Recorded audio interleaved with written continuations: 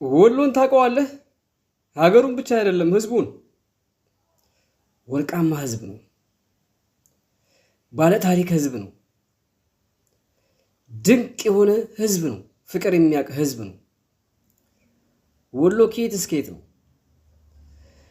ከኬሚሴ እስከ ራያ አዘቦ አንድ አይነት መልክ፣ አንድ አይነት ባህል፣ አንድ አይነት አመለካከት፣ አንድ አይነት አቋም፣ አንድ አይነት ስነ ልቦናና አንድ አይነት ትሩፋት ነው ያላቸው።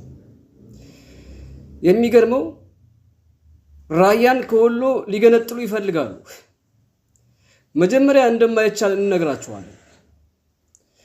ራያ ከወሎ መገንጠል እንደማይቻል ወንድማማቾች እንደሆኑ በኢትዮጵያ ውስጥ ለየት የሚያደርገው ከንፈር ወዳጅ የሚባል ባህል አለን እና ይህን የራያ ህዝብ የወሎ ህዝብ ብሎ መነጣጠል እንዳይችሉ የሚያደርጋቸው ወዳጃ ከንፈር ወዳጅ የዘር ሐረጉ ከኦሮሞ ጋር የሚገናኝ ስለሆነ ብዙሃኖቹ ወሎን ማጥፋት ይፈልጋሉ። ወደ ስልጣን እንዳይመጣ ኦሮሞ ጠላ አካል ወሎን ይጠላል።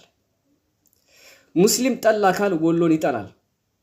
እናም በዚህ በሁለቱ የወሎ ህዝብ ዋጋ እየከፈለ ነው።